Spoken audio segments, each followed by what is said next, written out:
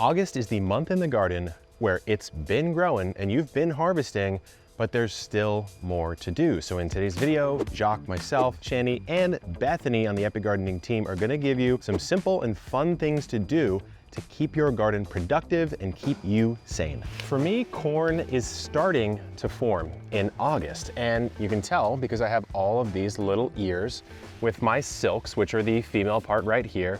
But there is a very annoying pest that can show up on your corn and you can't see it unless you do this tip. So what I'm gonna do is once my silks, which are this part right here, have kind of died back, I know that they've been pollinated, I can just barely remove the top of this corn, just slightly husk it, and take a look and see if I find what's called the corn earworm. And in this case, I'm very lucky that I don't. But what you would see is a little worm, maybe not so little if it's been munching for a while, eating just the very top tip of your corn. And it's annoying and it's gross. And so what you can do is you can take some mineral oil and put it on the silks and it'll flow down and suffocate that worm, or you can peel it back and manually remove it. But if you do have one, when you finally harvest your corn, it's no big deal. You can just chop off the top and you're good to go. Beans start to become a problem in August because they are so prolific.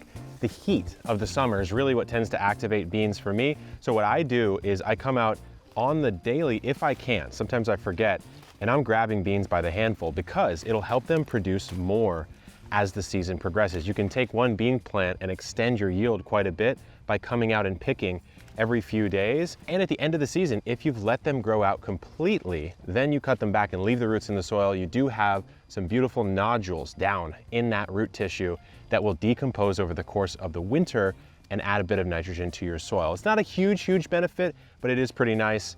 For me, it's harvesting these beans every day. That's the real August chore. August is a time of year where there is plenty of pruning and work to go around in the garden. But if you are a new fruit tree grower like I am, there is a special type of pruning that you might have not heard of that is best done at this time of year. Today we are talking about summer pruning of fruit trees. And the reason why August is such a wonderful time to do this is that the trees should have really stopped producing new leaves. So if I take a look at this nectarine here, I could see that there are some small leaves, but there's nothing new. There's nothing like young looking. At the tips of a lot of these branches here, I see a big fat bud. That's called the terminal bud, and it means that that branch has stopped growing for the season. Those are the signs you want to know and wait for before you begin summer pruning.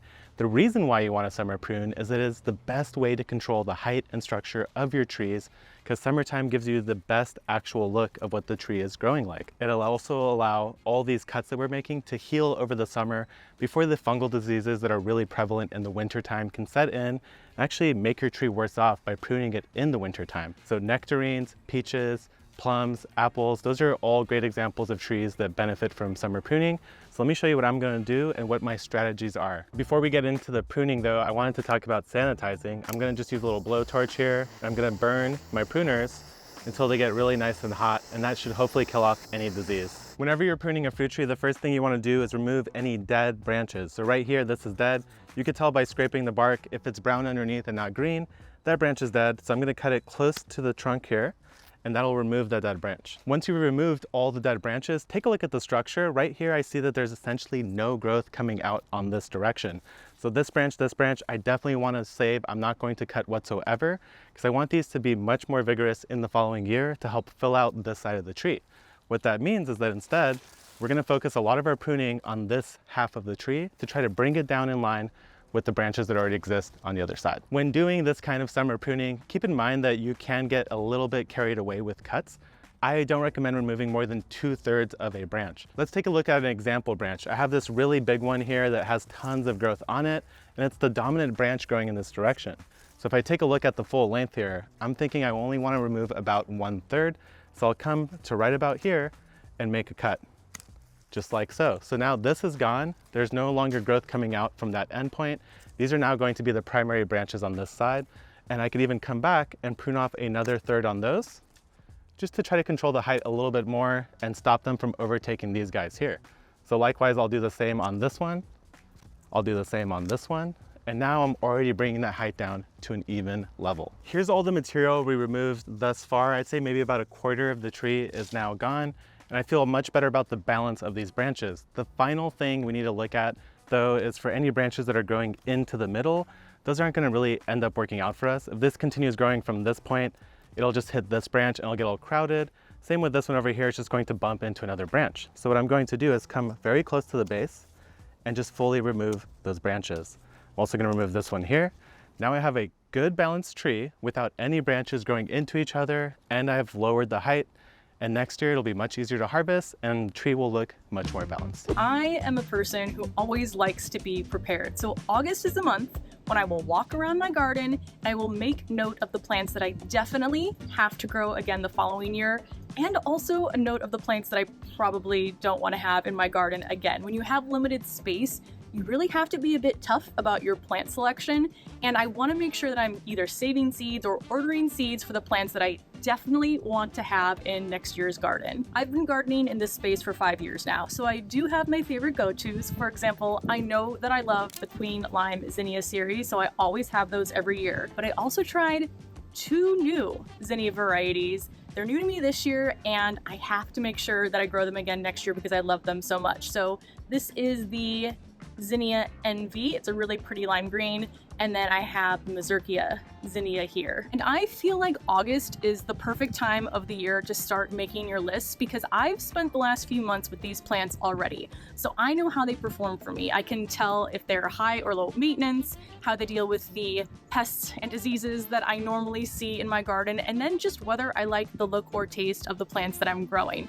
And then from there, I am prepared for next year ahead of time. In the month of August, my plants have started to produce mature seeds, so my favorite chore for this month is seed saving. The methods of seed saving really vary, from something as simple as plucking air-dried seed pods to something a little more in-depth like fermenting tomato seeds. My very best tip for a beginning seed saver is to find one of the many amazing reference books in circulation about the practice of seed saving. My personal favorite is a book called Seed to Seed by Suzanne Ashworth, which gives regional directions depending on where you are in the country for best seed saving practices. The best way to ensure longevity and viability in your saved seeds is to store them properly. They like cool, dark, dry location. Try an airtight container in the back of your refrigerator or out of direct sunlight somewhere in your closet or a drawer. An excellent beginner crop for seed saving are beans, and you can also try your hand at tomatoes. They're worth the extra effort. It's also the time of the season to check on your big fruits like watermelon. So it's a bit of an art and a science to figure out when these are ripe, but you can look for the tendril that's right behind the vine that's attaching to the fruit. That should be fully dead. There should be a bit more of a gloss look instead of a frosty style look like this. And then you can of course check the field spot. This one's pretty big here on the bottom. It should be like a creamish yellow color. And the thunk test. This probably needs a day or two more, but if you wait too long, sometimes these watermelon can explode. And so I like to come out in August and just peruse around the garden for things that have a specific harvest window and make sure I'm getting them right. My plants are exploding in growth this month, which means it is very important for me to stay on top of pruning.